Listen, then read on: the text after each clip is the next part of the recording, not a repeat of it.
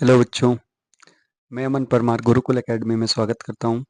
आज मैं आपके लिए लेके आया हूँ ट्रिग्नोमेट्री चैप्टर, जो कि थोड़ा थोड़ा इजी भी है लेकिन बच्चों को टफ बहुत ज़्यादा लगता है, क्योंकि इसमें अलग अलग कॉन्सेप्ट्स, अलग अलग आइडेंटिटीज कब क्या लग जाए किसी का कोई भरोसा नहीं है। ठीक है, तो आज मैं सारे के सारे कॉन्सेप्ट्स इस चैप्टर के क्लियर करने वाला हूँ। बहुत ध्यान से सुनिएगा, कैसे हम आइडेंटिटीज वाले क्वेश्चंस को सॉल्व कर सकते हैं उसका भी बेस्ट तरीका मैं बताने वाला हूँ। ओके, तो बहुत ध्यान से इस वीडियो को देखिए, तो आपके 70 टू 80% क्वेश्चन आराम से बन जाएंगे। तो सबसे पहले बात करते हैं अपन ट्रिग्नोमेट्री की। तो देखो, ट्रिग्नोमेट्री क्या होता है? सिंपल ट्राइंगल्स का मेजर। ठीक है, ट्राइंगल्स का जो डायमेंशंस है उनका मेजरमेंट ही आपका क्या कहलाता है? ट्रिग्नोमेट्री कहलाता है। ठीक है, ये किस किस में रिलेशन बताता है? ये एंगल्स और ट्राइंगल्स की साइड्स। ठीक है, साइड्स और एंगल्स को रिलेट करता है। ओके, तो सबसे पहला जो टर्म हम यूज करते हैं ट्रिग्नोमेट्री में, वो होता है ट्रिग्नोमेट्रिक रेशियोज। क्या होते हैं बेटा ट्रिग्नोमेट्रिक रेशियोज?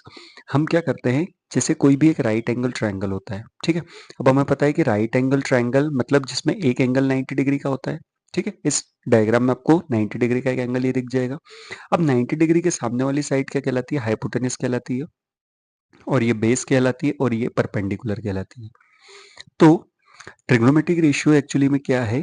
ये इन तीनों साइड्स के अलग अलग कॉम्बिनेशन वाले रेशियोज हैं, जिनको हम ट्रिग्नोमेट्रिक रेशियोज कहते हैं, क्योंकि हमने एक पर्टिकुलर उनको नाम दिया हुआ है।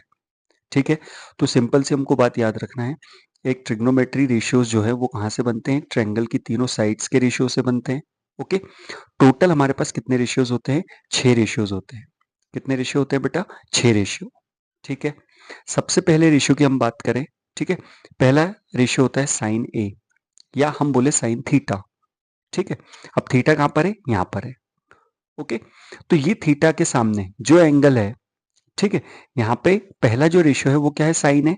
अब इसमें जो साइन है, SIN, ये हम ट्रिग्नोमेट्री के लिए यूज कर रहे हैं, और ए जो है ये एंगल के लिए। ठीक है, यहाँ पे ए लिख सकते हैं या थीटा लिख सकते हैं। ठीक है, तो फॉर एंगल ए के लिए साइन ए या साइन थीटा कितना हो जाएगा? परपेंडिकुलर अपॉन हाइपोटेन्यूज, मतलब परपेंडिकुलर और हाइपोटेन्यूज का रेशियो। ठीक है, जैसे डायग्राम में देखें तो ये BC अपॉन AC हो जाएगा। ओके, सेकंड रेशियो होता है जो इंपॉर्टेंट होता है, कॉस ए या कॉस थीटा। ये क्या हो जाएगा? Base upon hypotenuse. क्या होता है? Base upon hypotenuse. ठीक है, थर्ड रेशियो होता है टेन ए। ये होता है परपेंडिकुलर अपॉन बेस, मतलब परपेंडिकुलर को डिवाइड कर दो किससे? बेस से। क्लियर है? अब साइन के साथ अपोजिट ध्यान रखना, कोसेक ए। क्या होता है? कोसेक ए। ठीक है, कोसेक ए क्या होता है? जैसे यहाँ पे कोसेक ए जो है ये H अपॉन पी है, equals to AC upon BC। इसका मतलब हाइपोटेन्यूज अपॉन परपेंडिकुलर। तो देखो ये साइन ए का क्या हो गया? अपोजिट हो गया। सिमिलरली फिफ्थ रेशियो होता है सेक ए। ठीक है, ये कॉस ए का अपोजिट होता है। नेक्स्ट होता है cot A. Cot A tan A का अपोजिट होता है। देखो सेक ए हो गया H अपॉन बी, जबकि कॉस ए क्या था? B upon H.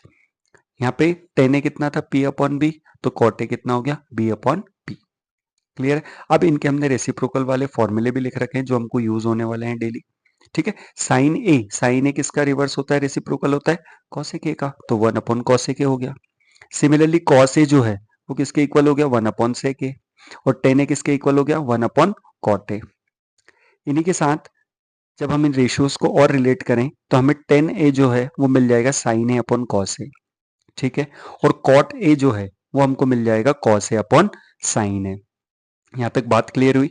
अब इन सभी रेशियोज को हम कैसे याद रखेंगे? तो देखो सिंपल सी कहानी है, हम बोलेंगे पंडित बद्री प्रसाद, ठीक है, हर हर बोले। क्या लिखेंगे? पंडित बद्री प्रसाद हर हर बोले। कहां से स्टार्ट करेंगे? साइन से। अगला कॉस आ जाएगा, अगला क्या आ जाएगा? टेन। क्या आ जाएगा? टेन। अब टेन का अपोजिट कैसे याद रखेंगे कि टेन का अपोजिट कॉट है? देखो टेन में टी आता है, तो दूसरे बाकी के जो तीनों रेशियो हैं उसमें किस में टी आता है? कॉट में। तो ये टेन का अपोजिट वाला क्या हो जाएगा? कॉट। अब देखो कॉस में हम क्या जोड़ दें कि हमें एक नया टर्म मिल जाए, कॉसेक, एक रेशियो मिल जाए कॉसेक पूरा, तो वो क्या आ जाएगा? सेकंड वाला सेक आ जाएगा। तो देखो साइन का हो गया P अपॉन एच, कॉस का हो गया B अपॉन एच, टेन का हो गया P अपॉन बी, तो कॉट का हो गया B अपॉन पी। ठीक है, सेक का हो गया H अपॉन बी, और कोसेक का हो गया H अपॉन पी। यहाँ तक क्लियर है? ये रेशियोज हमको याद रखना है ठीक है। अच्छा, अब ये रेशियो में दो साइड्स तो है हमारे पास, लेकिन तीसरी साइड हम कैसे पता करेंगे? तो तीसरी साइड हम पता करेंगे पाइथागोरस थ्योरम से। क्या होती है Pythagoras theorem? H square is equals to P square plus B square. इन तीनों में से कोई सी भी दो साइड हमको दी जाएगी तो हम आसानी से थर्ड साइड फाइंड कर सकते हैं। ठीक है, सिंपल यहाँ पे वैल्यूज रख के और फिर स्क्वायर रूट लेकर। क्लियर है यहाँ तक? तो यहाँ सारी चीजें, सारे के सारे रेशियोज हैं, जो 6 रेशियो हमको बहुत अच्छे से याद रखना है। साइन, कॉस और टेन तीनों के रेसिप्रोकल फॉर्मूले भी याद रखना है, और टेन ए और कॉट ए के ये साइन कॉस वाले फॉर्मूले भी याद रखना है। यहाँ तक क्लियर हुआ? ओके बच्चों, तो नेक्स्ट है हमारे पास trigonometric ratios of some specific angles. मतलब अब ये जो रेशियोज हमने देखे हैं पूरे के पूरे 6 रेशियो, इनकी कुछ स्पेसिफिक एंगल्स पर क्या क्या वैल्यू होती है। ठीक है, तो ये टेबल में बनाना सिखाने जा रहा हूँ, तो बहुत ध्यान से देखिएगा। कुछ नहीं करना है, सबसे पहले हमको सारे के सारे रेशियोज लिख लेना है। ठीक है, इनका सीक्वेंस हमको याद होना चाहिए। ठीक है, सीक्वेंस क्या रहना चाहिए ये ध्यान रखना है, बहुत जरूरी है। साइन कॉस टेन और कॉट सेक कॉसेक। ठीक है, साइन कॉस टेन और कॉट सेक कॉसेक। ठीक है, एंगल क्या क्या है हमारे पास? 0, 30 डिग्री, 45 डिग्री, 60 डिग्री और 90 डिग्री। ओके, क्लियर है? कैसे याद रखना है हमको, कैसे इस टेबल को बनाना है? ठीक है, ध्यान से देखते जाइएगा। सबसे पहले हमने यहाँ पे एंगल क्या लिया? 0। ओके, तो हम 0 से स्टार्ट करेंगे। 0 के बाद एंगल जो भी लिया, यहाँ पे 1 लेंगे, यहाँ पे 2 लेंगे, ठीक है, यहाँ पे लेंगे 3 और यहाँ पे लेंगे 4। ओके, अब कहाँ पे खत्म हुआ? 4 पे खत्म हुआ, तो सभी को 4 से डिवाइड कर देंगे। ये 4 से सभी को डिवाइड कर दिया। ठीक है, सभी को क्या कर दिया? 4 से डिवाइड।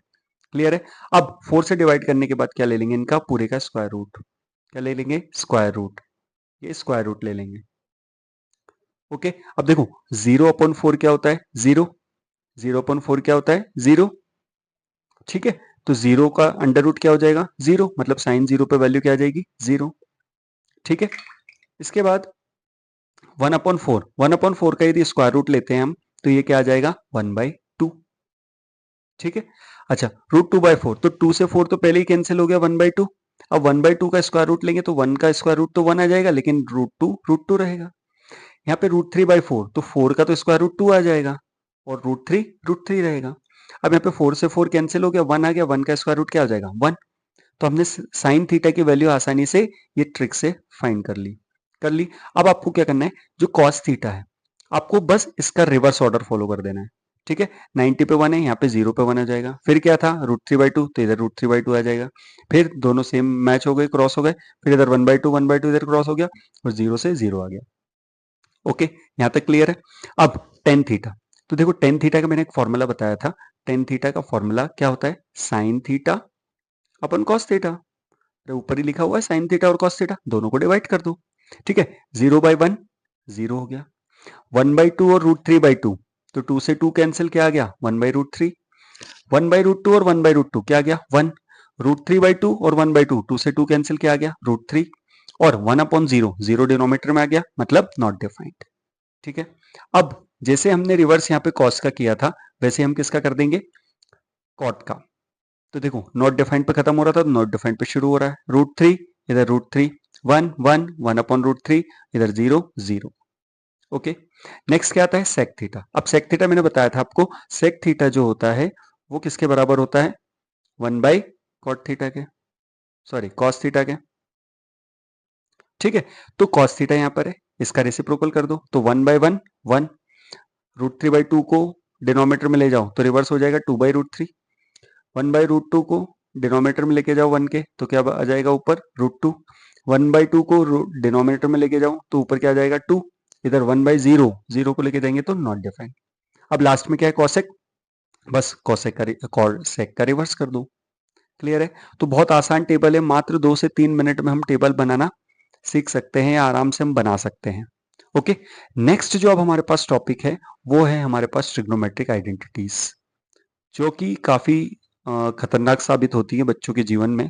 ठीक है, जिससे हम ट्रिग्नोमेट्री की थर्ड एक्सरसाइज जो है वो बड़ी मुश्किल से सॉल्व कर पाते हैं। ओके, तो घबराने की जरूरत नहीं है।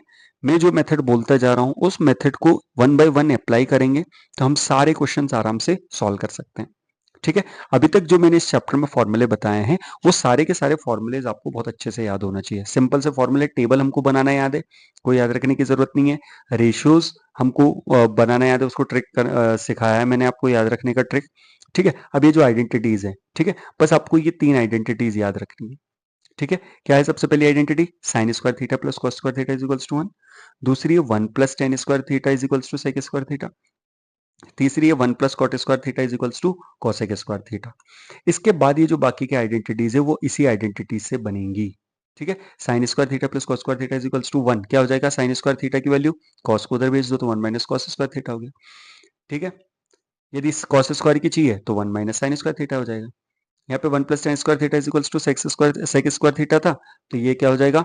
सेक square theta minus tan square theta is equals to 1। ठीक है, इसको रिवर्स करेंगे तो tan square theta is equals to क्या हो गया? Sec square theta minus 1। ठीक है, 1 plus cot square theta is equals to cosec square theta.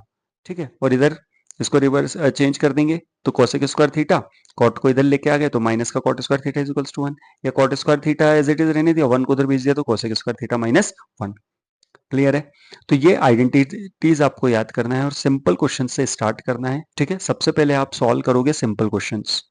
ठीक है, सिंपल क्वेश्चन से स्टार्ट करने से ही आपकी सारी समस्याएं दूर होंगी। ठीक है, पहले से ही आप हार्ड क्वेश्चंस पे जाओगे तो हार्ड क्वेश्चंस आपको ट्राई नहीं करना है। पहले इन आइडेंटिटी से हम सिंपल क्वेश्चन सॉल्व करेंगे, उसके बाद फिर हम हार्ड क्वेश्चंस पे जाएंगे। ठीक है, तो मैं आपको कुछ पॉइंट्स, कुछ चीजें बताने जा रहा हूं। ठीक है, जिससे आपकी ट्रिग्नोमेट्री की जो थर्ड एक्सरसाइज है, आइडेंटिटीज वाली जो क्वेश्चंस है, उनको सॉल्व करने में थोड़ी सी आसानी होगी। ठीक है, तो जैसे सबसे पहले मैं बताना चाहता हूँ कि फर्स्ट जो पॉइंट है वो ये ध्यान रखना है हमको कि जब भी कोई क्वेश्चन हमारे पास टेन थीटा, सेक थीटा, ठीक है, कॉसेक थीटा, ओके, या फिर कॉट थीटा में यदि आता है तो हम सबसे पहले उसको साइन और कॉस में बदलेंगे। किस में बदलेंगे? पहले साइन और कॉस में, उसके बाद हम उसको सॉल्व करेंगे। ठीक है, यदि हमारे पास फ्रैक्शंस में कुछ वैल्यूज आ रही हैं, फ्रैक्शन में कुछ क्वेश्चन दिया हुआ है, तो सबसे पहले हम उनका एलसीएम लेके सॉल्व करेंगे। एलसीएम लेके डिनोमिनेटर सेम बनाएंगे। ठीक है, हमको कहीं कहीं पे मेथड देखना है, रैशनलाइजेशन की जरूरत पड़ेगी। किसकी जरूरत पड़ेगी? रैशनलाइजेशन की जरूरत पड़ेगी। ओके, हमें कहीं कहीं पे कॉमन लेने की जरूरत पड़ेगी। ठीक है, कहीं कहीं पे हमको एलएचएस आरएचएस दोनों को थोड़ा थोड़ा सॉल्व करना पड़ेगा। ठीक है, कहीं कहीं पे हमको साइन थीटा या कॉस थीटा से डिवाइड करने की जरूरत पड़ेगी। ठीक है, कहीं कहीं पे हमको ए स्क्वायर माइनस बी स्क्वायर वाली आइडेंटिटी लगानी पड़ेगी, ए प्लस बी इंटू ए माइनस बी। ठीक है, कहीं कहीं पे हमको ए प्लस माइनस बी का होल स्क्वायर वाली आइडेंटिटी लगाना पड़ेगी। ठीक है, तो यदि आप ये चीजें लेके सॉल्व कर सकते हो, ठीक है, वन बाय वन एक एक मेथड लगा के हम देख सकते हैं कि हाँ भाई, यदि यहाँ पे 10 से इनको कन्वर्ट कर सकते हैं साइन कॉस में, वो करके देख लेंगे। फ्रैक्शन को एलसीएम लेके सॉल्व करके देख सकते हैं, रेशनलाइज करके देख सकते हैं, कॉमन वगैरह कुछ आ रहा है तो उसको लेके देख सकते हैं, एलएचएस आरएचएस को दोनों को सॉल्व करने पे आ रहा है कि नहीं आ रहा है, साइन कॉस को इसको डिवाइड करके देख सकते हैं, फिर आइडेंटिटीज डिवाइड लगा के चेक कर सकते हैं। तो इस प्रकार से हम यदि एक एक मेथड धीरे धीरे, जब हम सिंपलर क्वेश्चंस पे ये सारे मेथड्स लगाने की कोशिश करेंगे, लगाने के लिए प्रैक्टिस करेंगे, तो हम आराम से आइडेंटिटी के क्वेश्चन सॉल्व कर सकते हैं। तो ठीक है बच्चों, इस ट्रिग्नोमेट्री में इतनी ही सारी चीजें हैं जो आपको बस ध्यान रखना है। यदि ये चीज आपने अप्लाई करना सीख गए तो आपने ट्रिग्नोमेट्री पे सफलता हासिल कर ली है। ओके बच्चों, तो यदि कुछ समझ में आया हो, कुछ अच्छा वीडियो लगा हो, तो चैनल को जरूर सब्सक्राइब करें। ओके, आपका बहुत बहुत धन्यवाद। Thank you.